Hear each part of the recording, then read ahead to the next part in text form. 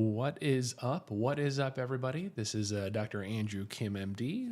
Welcome to another episode of the Insomniacs live stream. Thank you for joining. For those of you who are not familiar, my name is Dr. Andrew Kim. I'm a board certified psychiatrist, and my mental health YouTube channel is about psychiatric topics, pop culture related, psychology topics, wellness. And this is the live stream portion of my YouTube channel. We do this on Tuesday and Saturday nights at 10:30 p.m. Central, 11:30 p.m. Eastern. Thank you for hanging in there, guys. I know we took a hiatus this past Tuesday. I was tired, worn out. I know I keep saying that a lot. It's just that's the fabulous life of being a physician in America. So for those of you who think physicians are out there driving Lamborghinis and living the lavish life, I am grinding probably easily 60 something hours a week and trying to pay the bills and trying to pay my mortgage and raise my family. And I get tired and physically worn out, emotionally worn out, run down and beat down by the healthcare system. And I need a break sometimes. So I appreciate you hanging in with me. And for those of you who are new, please please subscribe. We got some regular listeners here already. James is here, Star is here. Welcome, guys. So we got an interesting episode today. We are going to be talking about the connection between SSRIs, or selective serotonin reuptake inhibitors, colloquially known as antidepressants here in American society, and its connection or lack of connection to mass shootings. So I want to give a trigger warning. We are going to be talking about the topic of mass shootings in America, or just mass shootings in general. We're not going to go into any graphic details about the details of shootings themselves or the violent nature of them, etc. This is not an episode for shock value, for clickbait. It's really to talk about a serious topic about the connection or the purported connection between psychiatric medications and shootings. And the reason that I'm doing this is I'm just, I get a little upset. Look, you guys who are regular listeners and subscribers, you know me. I have never sat here saying, oh my gosh, psychiatric medications are the panacea and the cure-all. I think that there are huge problems with how the field of psychiatry practices medicine. I think that America is over-medicated on psychiatric medications. I think the field of psychiatry is too prone to use antidepressants for treating symptoms or the human experience versus treating actual syndromes. I'm very transparent with my patients about the risks of SSRIs, ranging from gastrointestinal issues to headaches, insomnia, emotional blunting, the black box warning, which, we could have a whole episode on that. So, as well as the high incidence of sexual side effects we've talked about. So for those of you who are regular listeners, you know where I'm coming from. I try to give a very fair and balanced presentation of psychiatry. I'm a big critic of what we do in psychiatry, and I think medications are overutilized. But I also get pissed off when, on the other end of the spectrum, the anti-psychiatry conspiracy theorists who have a huge agenda, and don't get me wrong, there is a huge agenda. It's called money. Plain and simple. Money. Everyone views pharma as the evil empire and hospitals as the evil empire, but trust me, there's money to be made just by complaining about the things on the other end of the spectrum. Don't be fooled. Don't be a sheep. Use your brain, use critical thinking, and that's why we're here today. I'm annoyed and I'm pissed off because every few years and every time there's a handful of horrible, tragic murders and shootings, you get a bunch of grifters. I'm just going to use the word, bunch of grifters and a bunch of shills who come out and they love doing their little speaking tours, getting paid for their appearances on outlets, getting a chance to up their subscriber numbers on social media for their stupid TikToks and their this and that, sell their books, do some speaking gigs, and pandering to the fears and paranoia of their base, right? And Babs Forever, thanks for joining. Dennis is a regular listener. D77, thanks for joining. We're talking about the connection or lack of connection of SSRIs to mass shooting specifically. So here's what I'm ranting about. If you want to go look at the specific video that got me super annoyed, and I don't even know why, because the person who's talking is not qualified to be talking about this stuff. His name is Dr. Brian Ardis, Ardis, who is let me preface this by saying a former chiropractor who now basically seems to make a living by going on conspiracy theorist leaning talk shows, selling books, trying to raise his own social media profile. And I say this in the nicest way because I actually lean a bit conservative. I'm quite fiscally conservative, pretty socially moderate, but overall tend to be libertarian. So I'm not even making a knock at this, but like, you guys know what I'm saying. There are the uber right-wing platforms that basically make their money by fostering, promoting, propagating, and focusing on conspiracies. Okay. And he made his rounds recently, and this is what his claim is, that, quote, he's followed. He said, I don't know who we is. We've been following all the shootings that have been happening recently, and states that 100, so this is his quote, 100% of all the teenagers who have done tragic mass shootings have been on SSRIs. 100%. Didn't hesitate. Go look it up. I don't even know who Hannah Faulkner is. I'm not going to bring her into this. But he was on some social media show called the Hannah Faulkner Show and says, without hesitation, 100% of teens who have done mass shootings recently have been on SSRIs. And then goes on and on about the black box warning, saying, do people not know that SSRIs lead to violent tendencies? And then insinuating that SSRIs basically played a role in leading to these mass shootings. And he's not the first. He's not the first grifter. There's been repeated people over and over again. There was a big article that made its rounds in 2012 that was essentially debunked. Yes, KG, causality. So this correlation, whatever.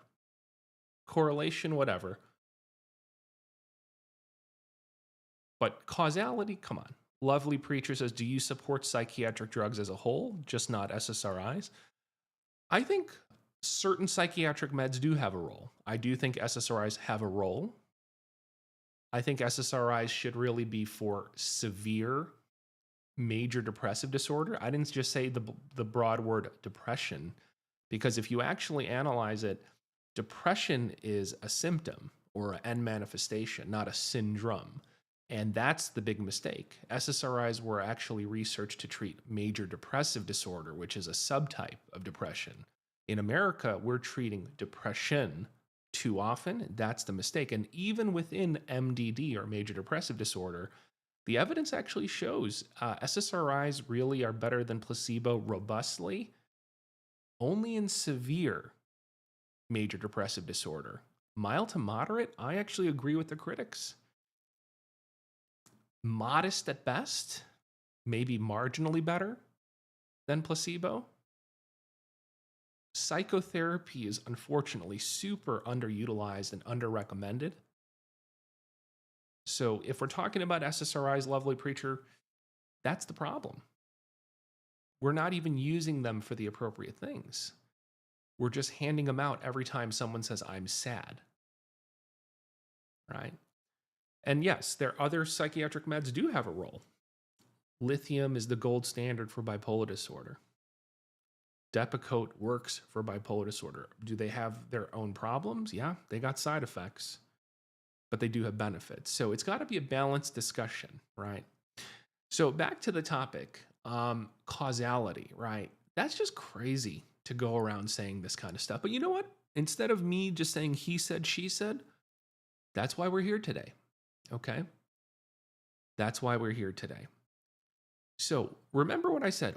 He said 100% of the teens and young adults. So basically, he's saying the black box warning says those who are kids, teenagers, and young adults under age 25, SSRIs can increase the risk of suicidal thoughts, suicidal behaviors, and people have also claimed that there is a link to violence. Okay? So rather than me just sharing my opinion with you guys, I figured out, I'm not the most tech savvy person, but I figured out how to do some screen share here on OBS. So let's take a look. And what I've done is, so he said, we've been tracking. Well, you know, there is an entity out there. There's multiple entities out there that are tracking these things. This isn't some secret. This is in the public domain. There's private information and private databases that people can access for research. So there are big databases like the Violence Prevention Project. Go Google it right now. You guys can actually just log on. You can download the data sets in CSV and Excel. You can download it right now. This is nothing special. I just went on a publicly accessible website. So the Violence Prevention Project, and you can download a whole database of pretty decent data about tons of the mass shootings that have been collected in modern era. Okay. There's another database called the Columbia Mass Murder Database. I know that's a morbid name, the Columbia Mass Murder Database. They have filtered through over 1,300 mass murders, both related to firearms with shootings and non-firearm, non-shooting related mass murders. And when we're saying mass murders, we're saying those who have murdered 4 more people in a short span of time in one location. That's the general terminology, okay? General consensus. For the sake of time, I mean, we can get into the weeds about it, but that's how they're generally kind of referencing this and defining it, just so that we're on the same page of what we're saying when we say mass murder, mass shootings. So today we're focusing on the mass shootings that Dr. Brian Ardis is referring to. So give me 1 second here. Let me queue up the screen. Okay. So here is, I'm going to be off screen here so I could show you. I mean, this is a huge data set. So you can see in the first row, the top row, the headers, right? They have listed the names of the mass shooters, the ages and date of births. I mean, there are so many different headers, the location of the shootings, what type of school, was it kindergarten through 12th grade? Was it a college? I mean, I don't want to go through everything here. Their ethnicity, religious background, sexual orientation, the history of their grades. Were they an average student, poor student? What birth order were they? Young child, youngest, middle child, oldest child? Were they single, married? Did they have military backgrounds? What kind of community did they live in? Did they have a criminal history? So on and so forth, okay? And they also include, look at that.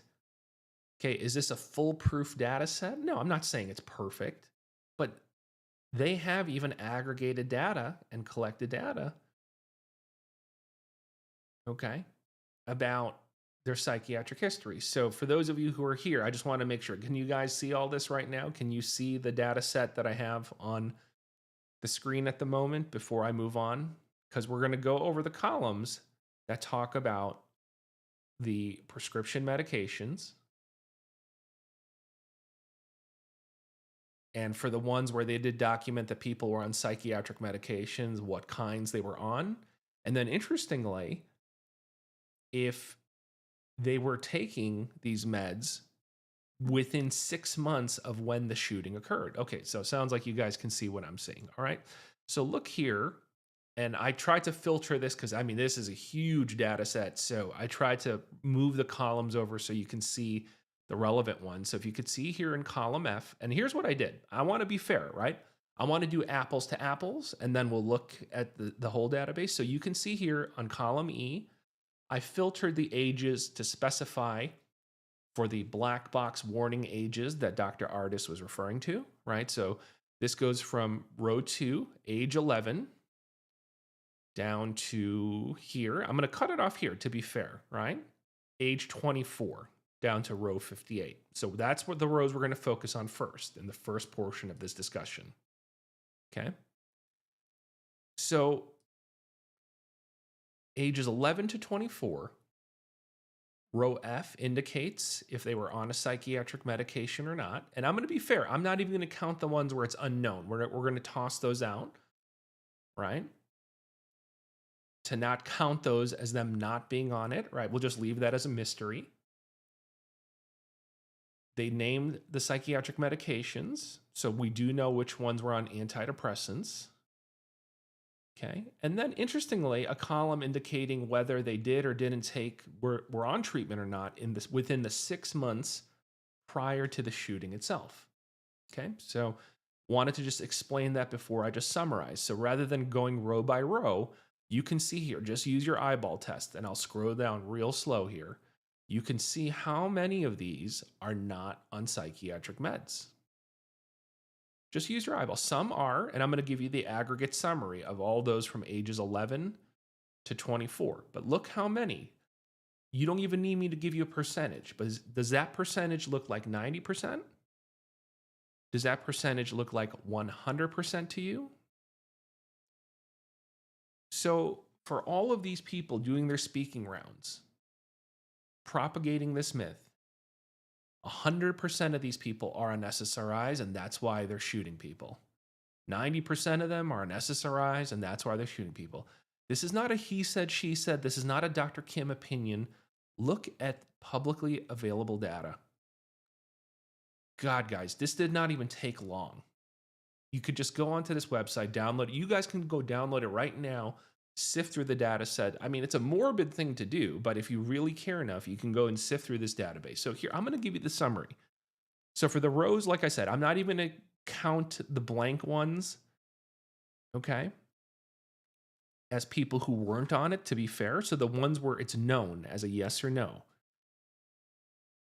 39 out of 57 for those under age 25, 39 out of 57 were not on SSRIs. 68% were not on SSRIs. Okay? 43 out of the 57 were not even on any psych meds in the 6 months leading up to the mass shootings. On their SSRIs, actually 75%, 75% were not even on psych meds leading up to the 6 months.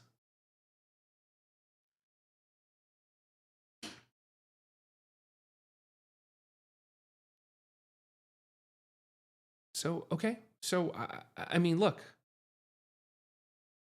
what does that mean? It means these people are just going around telling lies to sell their books, to get more clicks, to get more speaking fees, to increase their follower base so they could just keep throwing around more lies. I'm not even going to say lies, not opinions, lies. Right? Now, let's broaden the search. Right? Now, I was being fair. You guys heard me. I was being fair, and I was trying to do apples to apples, referring to the age ranges, because I wasn't trying to be unfair. This Dr. Ardis guy said for the teens, right? So now let's just broaden it. See, look, I'm going to scroll down. I know it's a little dizzying, but I'm going to scroll down. You can see how many are in this database, all the way to age 72, right? So basically, there's like 200 of these suckers almost, all right? Now, I'm going to spare you But if you broaden the criteria, let's say to these adults now too, not just the teens and the young adults and the kids, 160 out of 197, I said 160 out of 197 were not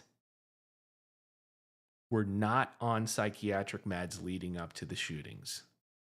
81% were not on psychiatric meds.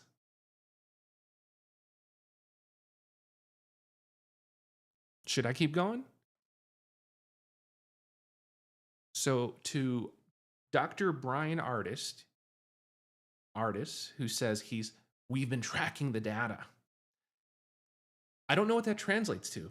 Tracking the data on social media posts in your echo chamber of people who just share your same opinion, in the vacuum of your conspiracy theory little circles. 100%? Nowhere near that. Give me a break. What a joke. Not even going to say the person's name anymore to even give him one extra click at this point. What a joke. This is what I hate. I mean, I'm a hypocrite. I'm on social media. I'm saying this is what I hate, though, about social media. The good and the bad of social media is the following. The good is people get a voice, right? TikTok, it's an organic algorithm. Someone who just puts up some good content, funny content gets seen. But the bad part about social media is every idiot gets a voice and a platform.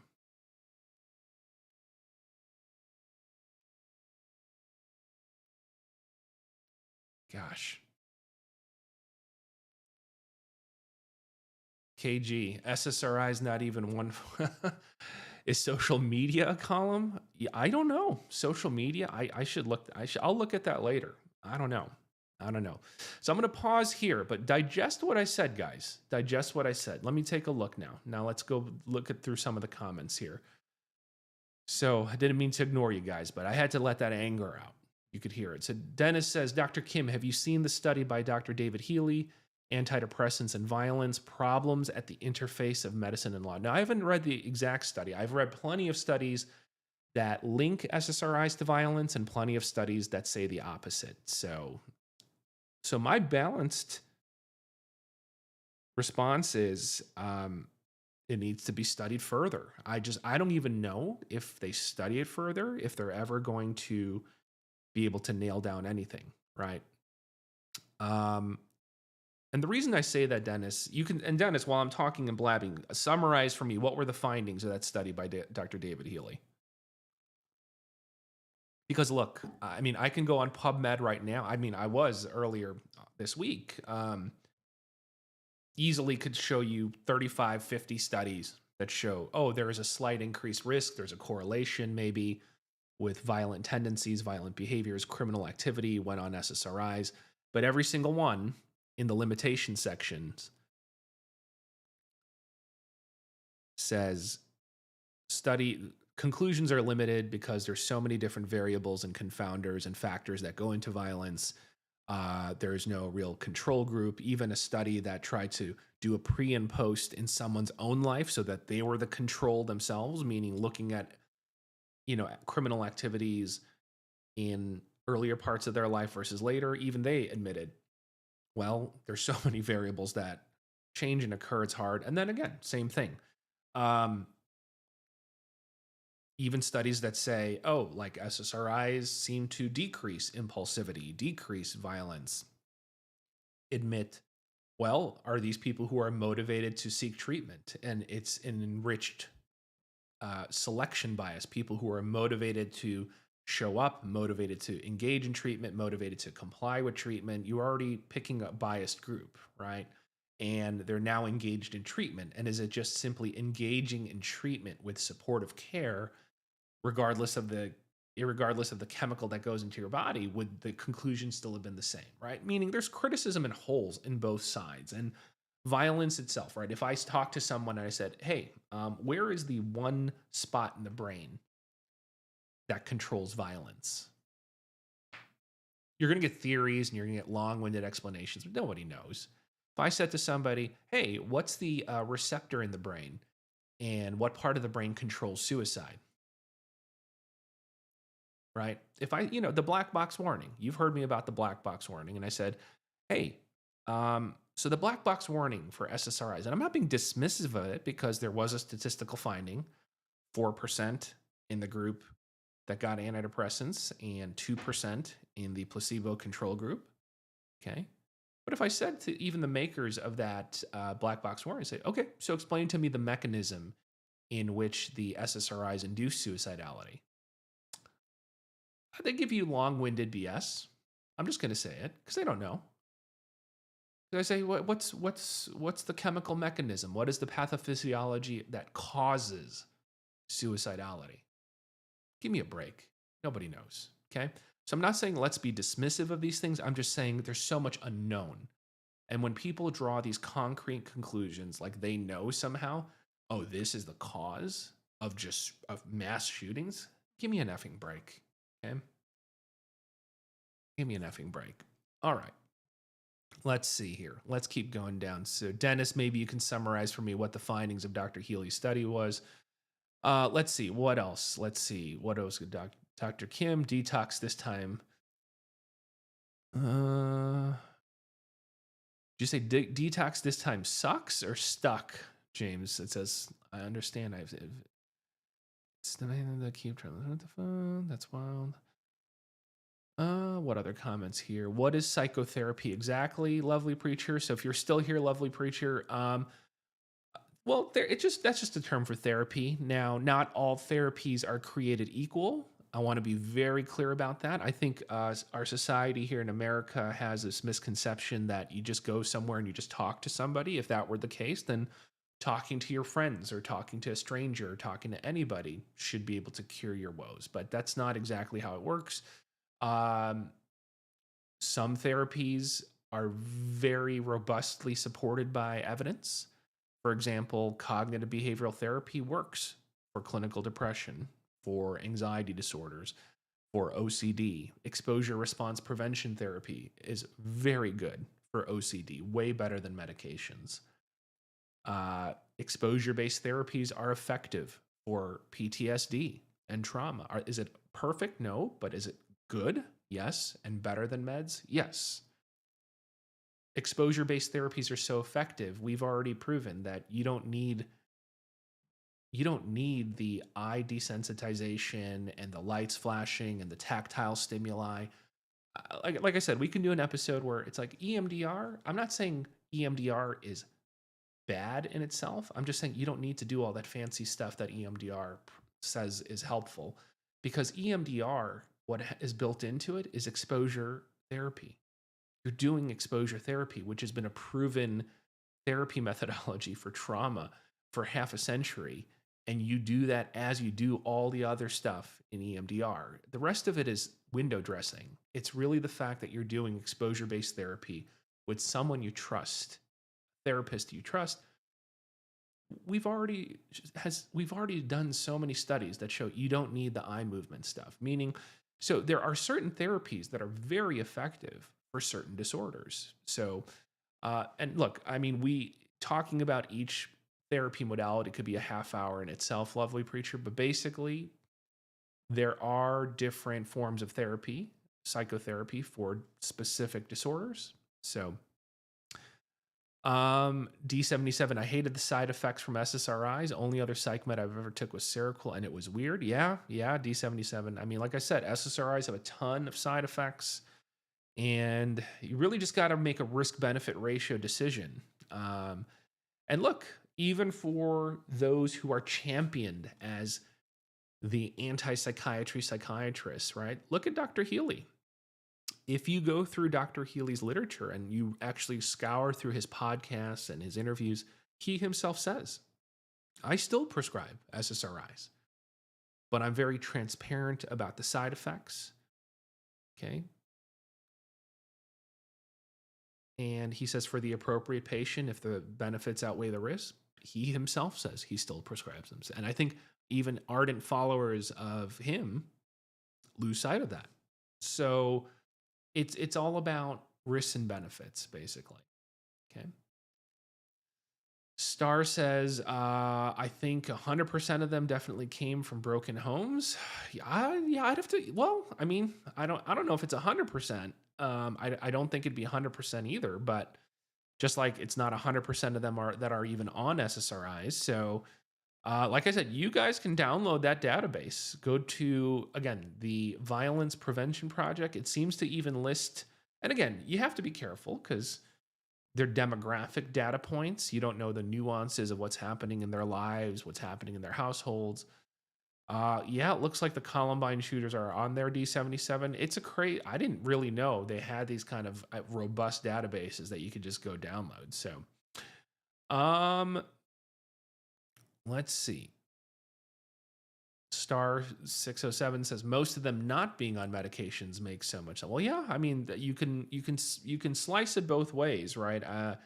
There could be criticism, and like I said, there is literature about some folks may become more impulsive. Some people may become more depressed, more anxious when they take SSRIs. So I'm not trying to say that SSRIs are perfect.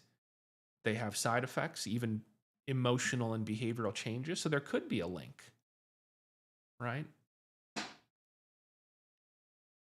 But the other flip side of that is, well, how many people maybe need to be in treatment, whether therapy or again selectively when appropriate medications. And unfortunately, when you start propagating myths and lies that every shooter is on an SSRI to make it seem like these are poison for everyone and it'll make you into a murderer, that dissuades people from seeking professional help. That's the problem I have. Right? To summarize it, that's the issue I have with people who just go around making money doing this kind of stuff. Okay. All right, let's see. Let's see here. I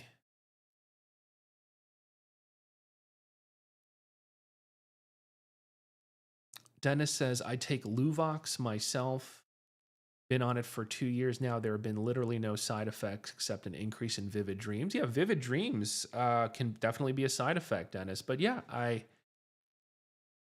not to be facetious, it's not a laughing matter, but like it doesn't sound like you've gone out to suddenly become someone violent, unless maybe you tell me. But so I mean that's the concern I have when people go around um, giving this kind of advice on social media platforms. Now, finally, I wish I had time and energy to put up a few more graphics, but you know what? Maybe I can show it on my browser at the very least, and then we'll open it up for Q&A after this. So I don't want to do too much dry, boring stats and stuff. Let me see if I can show this. Let's see. Let's see if this. Okay, here we go. Let me see if I can blow this up a little bit because that's kind of small. So this is what I was referring to as well. This is one of the studies that was done not that long ago, actually, which is nice. It was from 2021, I believe. And this was done. And some big name people, Paul S. Applebaum, one of the godfathers of forensic psychiatry, it seems like, at least was a contributing author to this. And this is what I was referring to. Not so the other data set in the spreadsheet I showed you was from the Violence Prevention Project. This is what was at least part of what compiled the Columbia Mass Murder Database. And if you see, let me scroll down here a little bit. This group identified 1,315 mass murders, 65% of which involve firearms. Okay. And they went through this database, and obviously this study had a slightly different focus. They were trying to see, is psychosis or having psychotic symptoms, is that something that is very prevalent in people who have done mass murders and mass shootings, right? Because we always hear in the news, oh, they must have had severe mental illness. They must have had a break from reality. There's no way, quote unquote, a normal person would do this. So is that fact? Or is that something we say to ourselves as a society because we need it to make sense It's hard to fathom and hard to accept that randomness, impulsivity, evil exists in the world. I think the news has a hard time accepting that. And if you look here, the conclusions were, if you look at the conclusion, I know this is just this abstract, right? But if you look here, let me see if I can broaden this. I'll read it to you in case, yeah, you can't see it all. Oh, yeah. Let me see if I can. There we go. Sorry about that. It's kind of small, so I'll see if I can read it for you guys here. These results suggest that policies aimed at preventing mass shootings by focusing on serious mental illness characterized by psychotic symptoms may have limited impact. Policies such as those targeting firearm access, recreational drug use, and alcohol misuse, legal history, and non-psychotic psychopathology might yield more substantial results. And why are they saying that? Well, let me scroll down. I'll show you a couple sections that are relevant. I mean, similarly, like they have these breakdowns of demographics, of ethnicity, age, etc. Man, a lot of Caucasians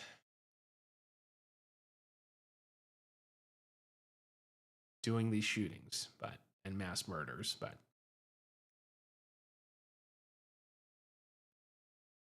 okay. So if you look here in the bottom right, basically, okay, it says,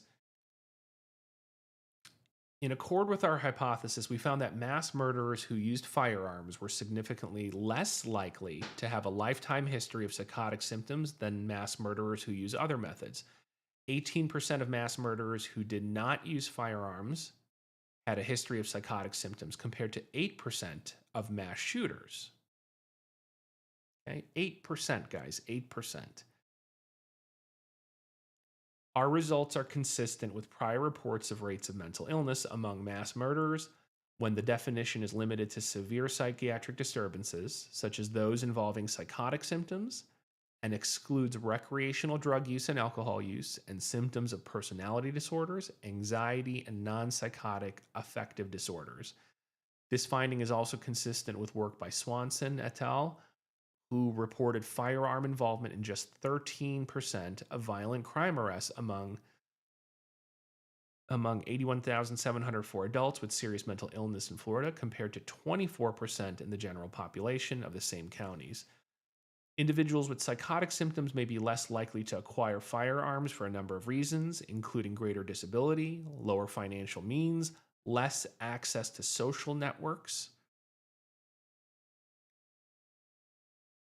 that might facilitate firearm acquisition or disqualification from firearm purchase due to involuntary psychiatric commitment. One might also suggest that persons with psychotic symptoms may, in some instances, be too disorganized to carry out mass shootings, although those with paranoid delusions might be more focused and capable of doing so. Okay. So scroll down here. Last couple things is basically, it says the relationship between psychiatric symptoms and mass murder may be less associated with psychotic symptoms than with subacute, more common psychopathology such as depressive symptoms, personality-based symptoms, drug or alcohol use, and reactions to adverse life events. Okay. All right. So we'll give these studies a break, guys.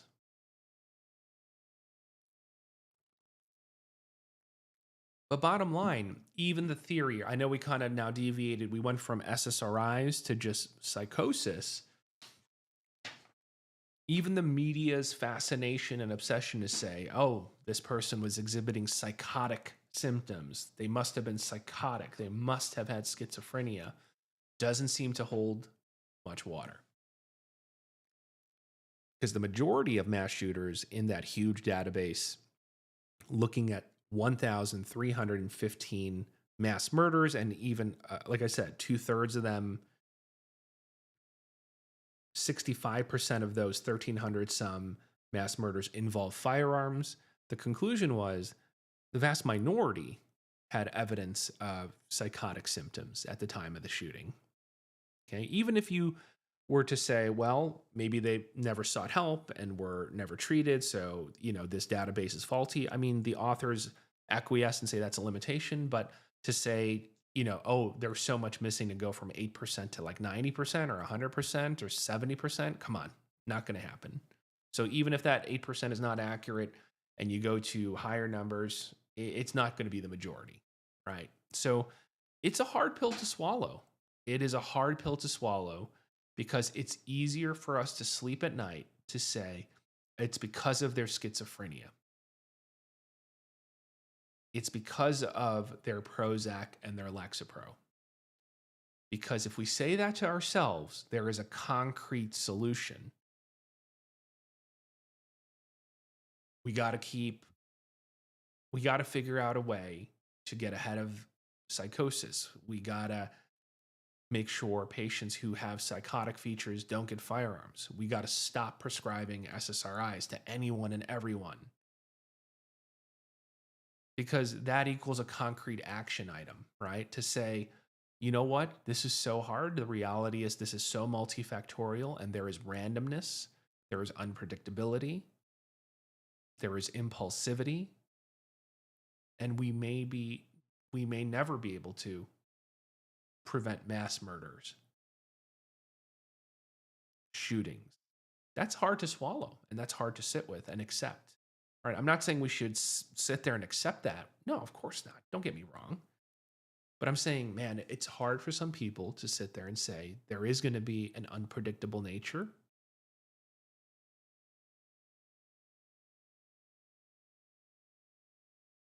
Yeah. It's hard. It's hard. So I get why people are doing it. It's just, let's not create stigma and try to correlate, hey, people who have mental health issues, somehow they're all going to be now viewed as violent people, mass murderers. Go look at the Department of Justice website.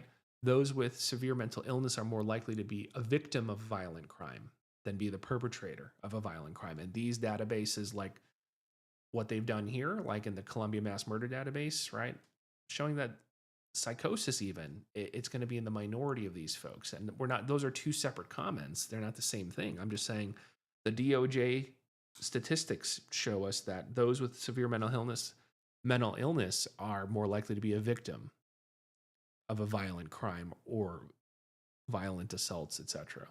So, all right, guys.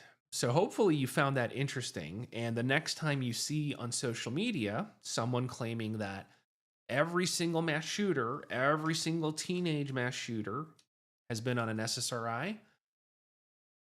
you could put in the comment section of their TikTok, of their X, of their Instagram account, hey, weird.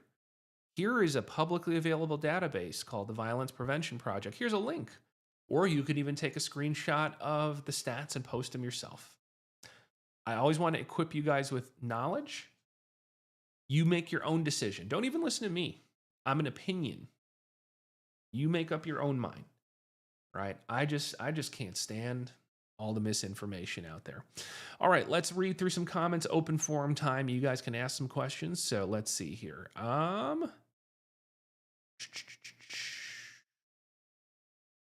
Devin Hurst, if you're still here, says, please do not use alcohol or drugs while taking SSRIs. I found it to be, and it cut off, but yeah, but not ideal. Not ideal. Every human is different, right? So we can't put a one size fits all label on folks. Some people, put it this way. I'm not trying to sound crass. There are millions of Americans who are on SSRIs who drink wine every single night or beer every single night, right? And there isn't necessarily some drug like nasty interaction when alcohol and the SSRIs mix in the blood. It's just that, yeah, everyone will react differently. And what I mean by that is why they put that warning, when you pick it up from the pharmacy, and there'll be some symbol and it says don't mix with alcohol. In the short term, what they're talking about is, look, alcohol can make you sleepy and sedated. SSRIs on their own for 10 to 15% of people you might get drowsy and sedated. Now you got two things. And sometimes, not always, but sometimes you can have what's called a synergistic effect, meaning 1 + 1 = 3, and you got groggier and more tired than you would have expected from each one. Um, basically the sum is larger than expected compared to the parts, right? The individual parts, right? So some people anecdotally will say, look, I feel like, hey, before I would get really buzzed on like 6 beers, but then now when I took it, now when I drank, when I had this SSRI in me, I felt that way with like four beers, or I was really knocked out, right? So that's where you have to be careful. And everyone's going to have to just gauge if how they react to alcohol is different pre and post, being on an SSRI. Longer term, yeah, there's also just more intermediate, longer term concerns. Alcohol goes through your liver. A lot of psychiatric medications minus lithium go through your liver.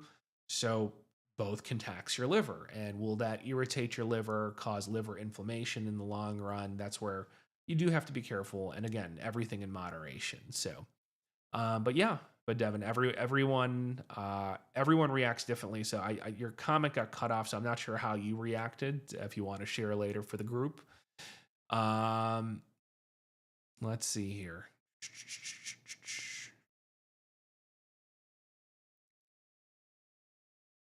So Star 607 says, okay, so in the process of getting a workup. So I'm glad to hear that you're getting help, Star. So let's see here. Chuckles. Hey, Chuckles. Chuckles says, what's wrong with testing and training courses before purchasing a firearm? Let's see. So Chuckles, what are you asking? Saying like, should there be like a testing process, you're saying, before getting a firearm, like before you could purchase one from the store? If you want to clarify. Let's see here. Yeah, I mean, in Illinois, I'm in Illinois, so I know you guys are all from different places. In Illinois, it's an interesting thing.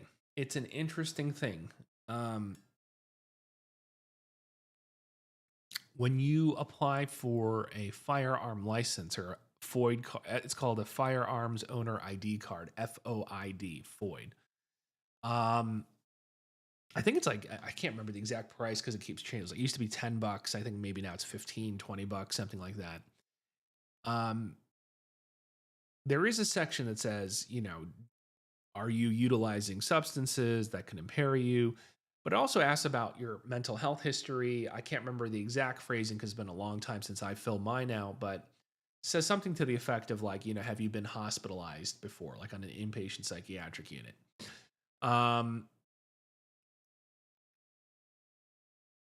Here's the thing. In Illinois, at least, and it may have changed recently, but in the past, not every single hospital had to participate in the firearms registry. And what I mean by that, in the past, and I need to brush up on this because again, like I said, I don't know everything, guys. I got to go research some stuff. But in the past, at least, because I used to study up on this, it was only hospitals that receive federal funding, like VA-based hospitals, and state funding, like your state hospitals, that were required in Illinois, that they had to report anyone who was involuntarily hospitalized on a psychiatric unit to the firearms registry with the state police, so that if that individual then tried to apply for a firearms license, they would show up in that database and couldn't get their firearms license. Okay. But again, I don't know if it's still the case now, but back in the day,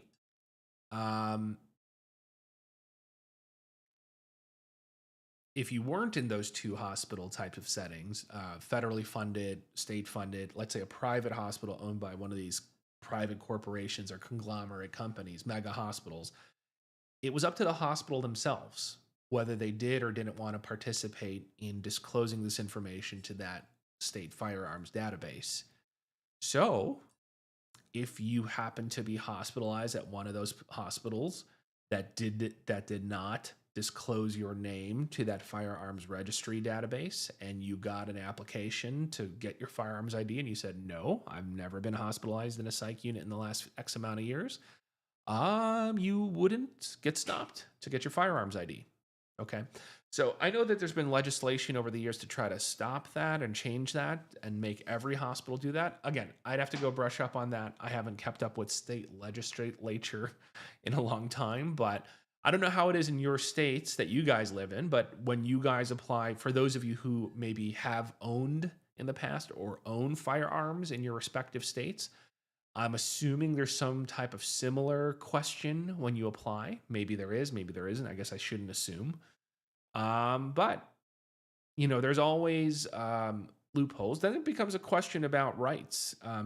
Should we be discriminating against people who have had a hospitalization?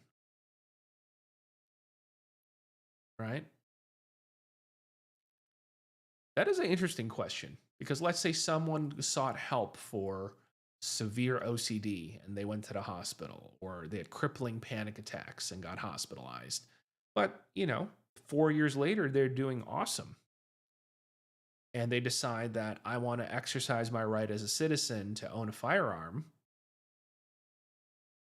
And maybe now they can't. Is that right? Is that wrong? Is that fair? Maybe we can do an episode on that in the future, right? Let's see here. So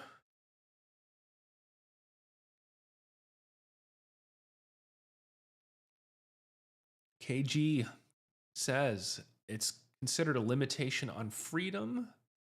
Not being shot is a freedom too, though. Yeah, not beyond that. Tell me about it. So Alex Wallace says, in the mid 1990s, I was prescribed SSRIs for depression. All agitated me, increased anxiety and sleep problems.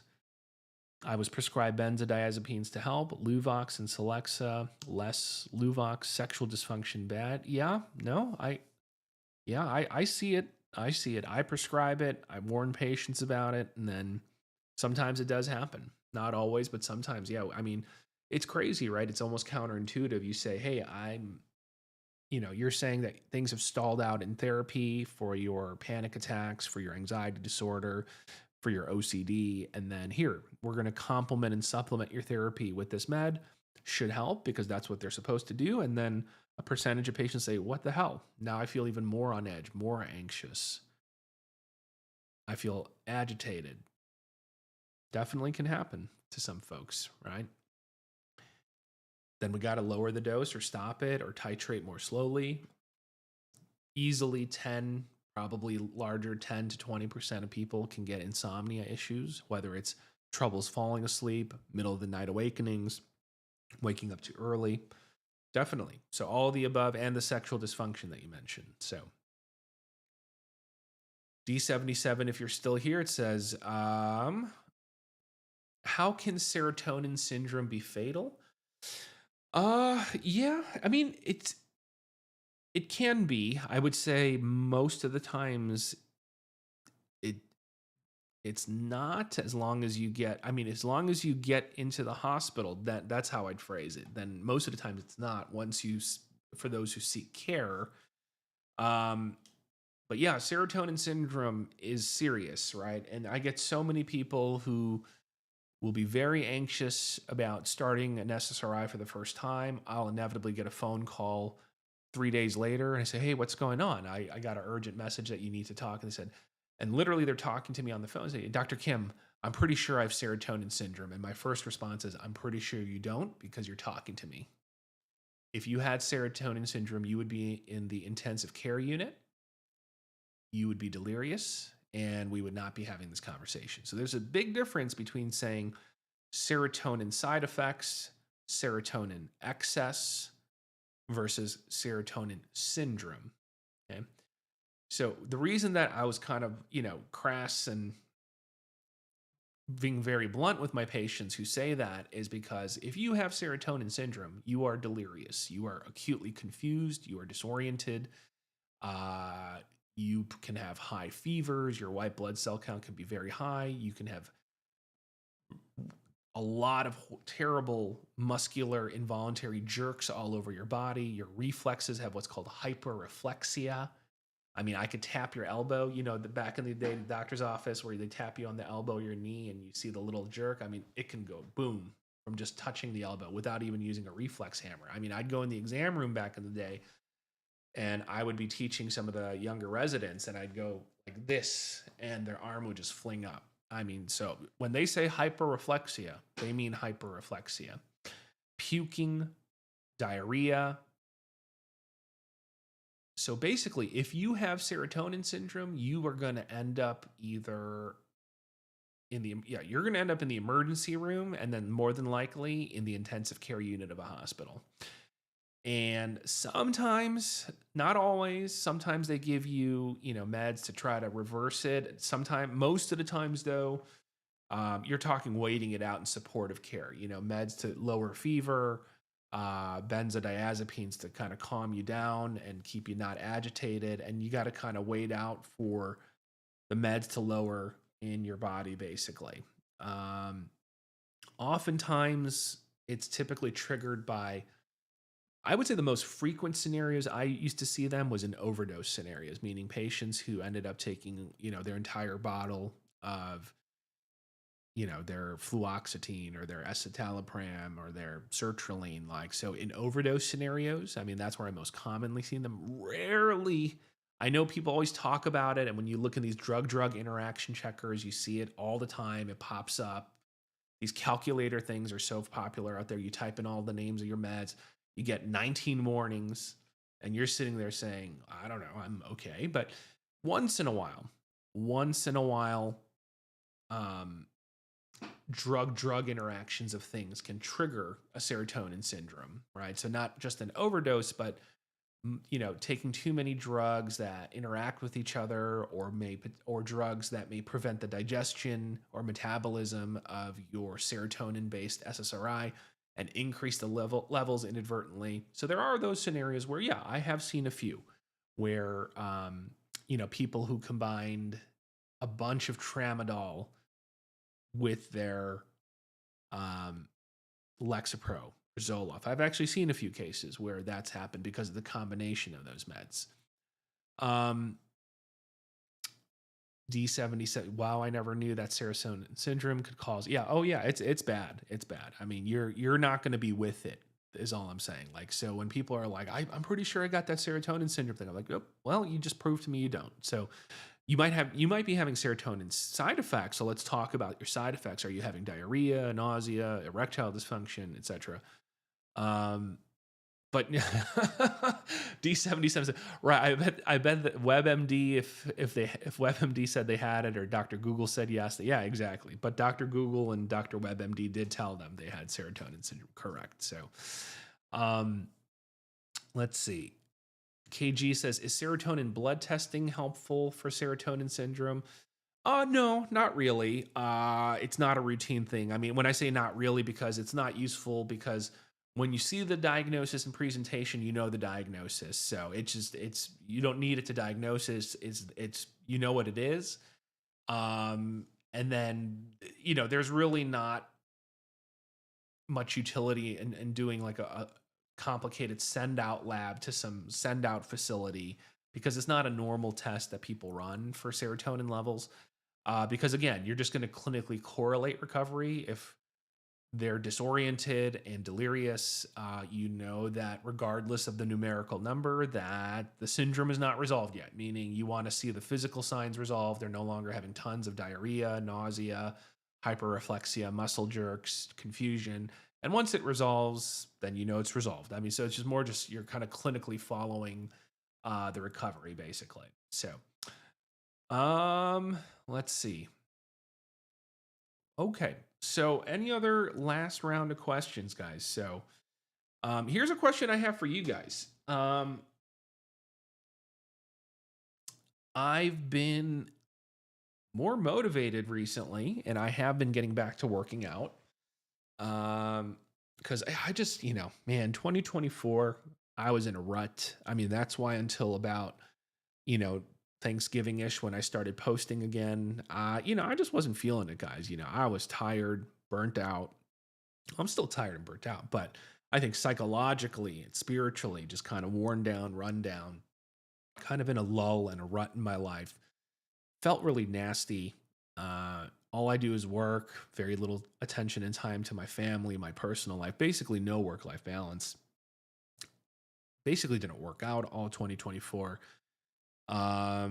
Started off 2025 with a bang, trying to exercise regularly, then had a lull again. But you know what? I'm back in it again. So I'm proud of myself that, it's early March and, you know, February was a little bit of a rut again, and then but back on the healthy kick, been working out 3 times a week, eating better the last few weeks. I've been more motivated, trying to do some working out with my wife together, not just in isolation. Um, so here's the thing, and this is something that maybe I can do some YouTube shorts on. What supplement?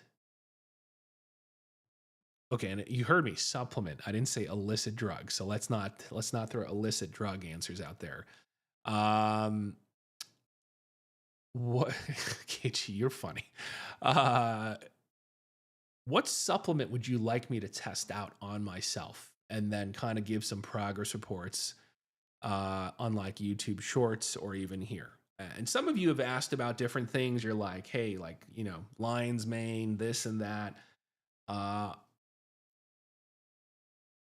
I'm just curious, right? Like I said, I'm open minded. I'm open. You've heard me, right? We did the other episode the other week. We talked about omega 3s. We talked about SAMe and St. John's wort. So, what? I'm taking a poll here.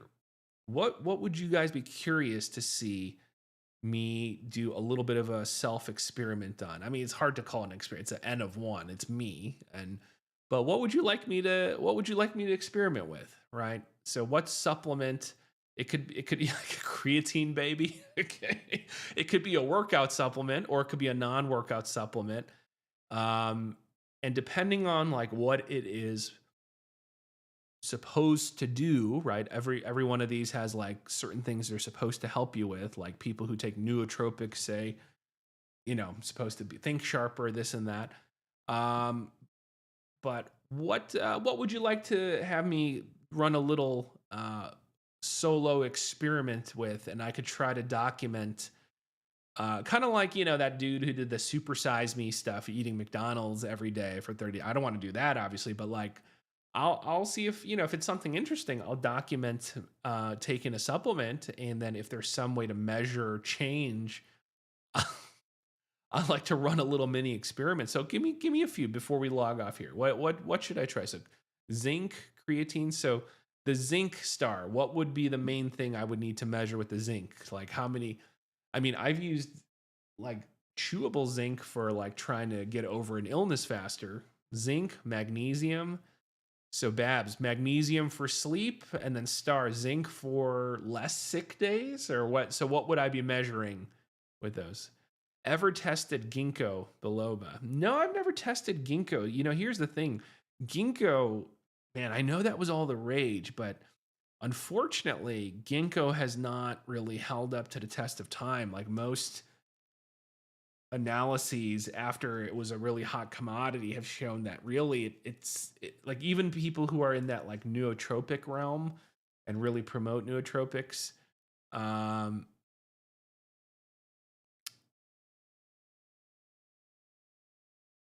they have now kind of shied away from ginkgo because the latest data and decent controlled studies haven't really shown a ton of help. So yeah, probably not ginkgo just because I haven't really been impressed with it in terms of the data in the recent years. So zinc for memory and cognitive function star. Okay. Magnesium for sleep. Okay. Okay, I'll think about that. I'll have to look up what the specific doses for memory and cognitive function are. And magnesium I'm a little bit more familiar with for sleep purposes. So okay, I'll take those two into consideration. Any other ones? Any other ones that you guys are interested in? So I heard creatine, zinc, magnesium. Methylated B vitamins in the morning.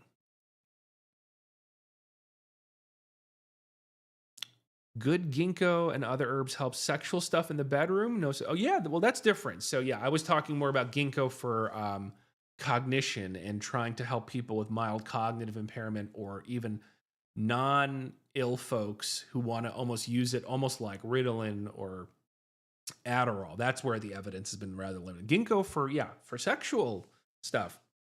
I think there is a little bit better evidence for that. So ginkgo. Well, I would to test out the ginkgo one. I would need some cooperation, so, Alex. But no, you bring up a good point, Alex. There is probably more evidence for ginkgo being helpful for intimacy in the bedroom stuff than there is for the cognitive stuff. Unfortunately, I know ginkgo is all the rage for being like a cognitive nootropic. So, okay, magnesium glycinate or magnesium is glycinate or threonate. So, so you just got home, James? All right. So KG, you educate me. So, between those forms of magnesium, would those also be, would the purported benefits be for the sleep specifically and insomnia? Or other theoretical benefits besides the insomnia that was mentioned, because that's where I'm most familiar with is the magnesium for the insomnia purposes, which I do sleeps. My sleep could be better. Okay. All right, guys. Well, we'll give it one more minute here for any last minute flurry. So the creatine stuff, man, I keep reading more and more about creatine for women specifically. How creatine really, I don't know. I'm very intrigued. I want to do a deeper dive in that as well because I've already read numerous studies now. One was again open-mindedness, right? A mother of someone I treat is the one who kind of piqued my interest in some literature. And interestingly, yeah, I mean, there seems to, in particular, more stronger evidence for women than men, though, that creatine may have, some benefits for mood, surprisingly. I'm not talking about it in the context of a workout supplement, but for mood and for helping treat depression, fascinatingly. So, Star says ADHD so bad I've been looking up a lot of things to take so I can help with my memory. Yeah, no, I hear you. I think that's the I think that's the topic that a lot of people research. And, I think if we could find something that's a helpful supplement, a non-prescription supplement, I think that would be a huge thing because my concern with,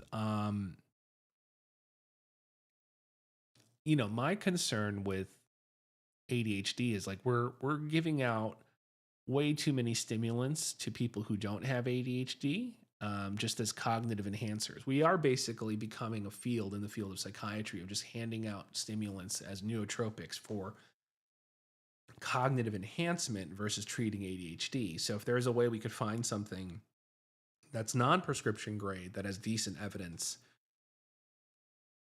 we know caffeine helps temporarily. So that's true. Caffeine helps, but caffeine also has its consequences. Yeah, I mean, I hear what you're saying, Star. So it's if we could find something that isn't BS and that doesn't cost an arm and a leg, that would be great. So lion's mane, yeah, lion's mane is fascinating. So okay, so I'll look into lion's mane, magnesium type supplements, zinc. Maybe I'll try a few at the same time, and but that's a lot of variables. So maybe I'll try one at a time, and maybe I'll just do that. Maybe I'll just do them sequentially. So, all right, guys, I appreciate you joining. I know it's kind of a random topic, but I'm an emotional guy, and sometimes when something pisses me off during the week, this is my way of getting some catharsis and sharing with you guys. But hopefully, I offered an interesting angle. And now, the next time you hear one of those folks rant about SSRIs and people becoming shooters, you can remember my rant and you could put some interesting comments in their comment section. So thank you again for joining, guys. Thanks again for bearing with me after I missed Tuesday's episodes. I'll see you guys this Tuesday at 10:30 Central, 11:30 Eastern. For those of you who are new, make sure you subscribe. And for those of you regular listeners, enjoy chatting with you guys. Thank you for keeping me company on a late night. Hope you guys get some rest later tonight, and I'll see you guys on the next episode. Take it easy, everyone. Have a good night.